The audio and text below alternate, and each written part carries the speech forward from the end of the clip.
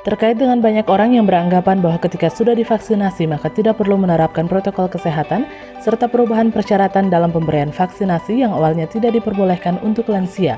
Maka pada hari Kamis 18 Maret 2021, dilakukan konferensi pers bertempat di kantor Dinas Kesehatan Provinsi Maluku.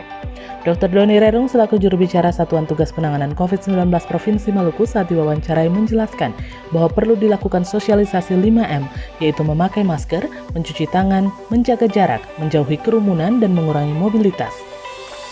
Ia menambahkan bahwa vaksin tidak menjamin bahwa kita akan bebas dari COVID-19 karena belum terbentuk herd immunity. Jika yang divaksin kurang lebih 80%, maka akan semakin cepat terbentuk herd immunity. Selanjutnya, ia menambahkan terkait keraguan masyarakat tentang perubahan persyaratan vaksinasi. Hal itu dikarenakan selama dilakukan vaksinasi, penelitian masih tetap dijalankan untuk mengetahui kemampuan dari vaksin tersebut. Masuk yang sosialisasi tentang 5M yang tadi itu penambahan, jadi 3M menjadi 5M.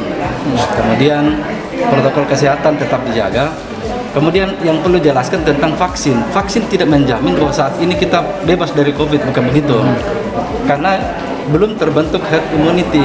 Nanti terbentuk herd immunity kalau jumlah yang divaksin itu 80% dari populasi atau 23%. Nah, itu sebabnya dikejar target itu. Semakin cepat target tercapai dengan jumlah yang divaksin, maka cepat terjadi herd immunity.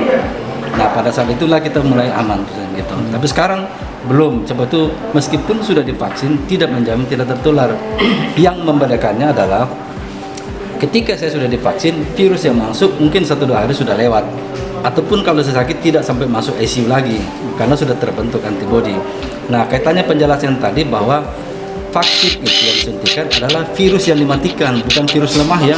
Beda dengan Pfizer, dia sudah mati. Jadi kita hanya memperkenalkan kepada tubuh ini loh namanya corona. Lalu tubuh membentuk perlawanan yang disebut antibodi. Karena dia virus mati, respon tubuh lambat, maka diulang lagi pada hari ke-14, dipertajam lagi, ini loh namanya virus corona. Jadi tubuh membentuk tentaranya lagi, terbentuk yang antibodi. Jadi ketika benar-benar virus hidup yang masuk, kita punya tentara sudah ada. Beda yang belum punya tentara, bertaruh di situ. Kalau virusnya ganas, dia lewat. Kalau antibodinya kuat, dia selamat. Nah itu, nah kita dipancing untuk terbentuk antibodi. Sebab kita dorong untuk vaksin. Pertanyaan berikut mengenai keraguan masyarakat, penyakit-penyakit. Sudah tentukan bahwa gini, awal vaksin diterbitkan dilakukan penelitian pada orang sehat dengan standar umur 18 sampai 59 tahun. Setelah dilakukan penelitian dan aman, itu direkomendasikan 18 sampai 59. Setelah itu berjalan, dilakukan penelitian lagi di atas 59 tahun, 60 tahun ke atas. Ternyata hasil penelitiannya ternyata aman, maka keluar rekomendasi aman digunakan pada lansia. Kemudian digunakan pada batas 140 ke bawah. Dilakukan penelitian ternyata sampai 180 aman, maka keluar rekomendasi aman untuk tensi di bawah 180. Begitu perubahannya. Mengapa terjadi perubahan? Karena penelitian berjalan terus. Gitu. Oke, kawan.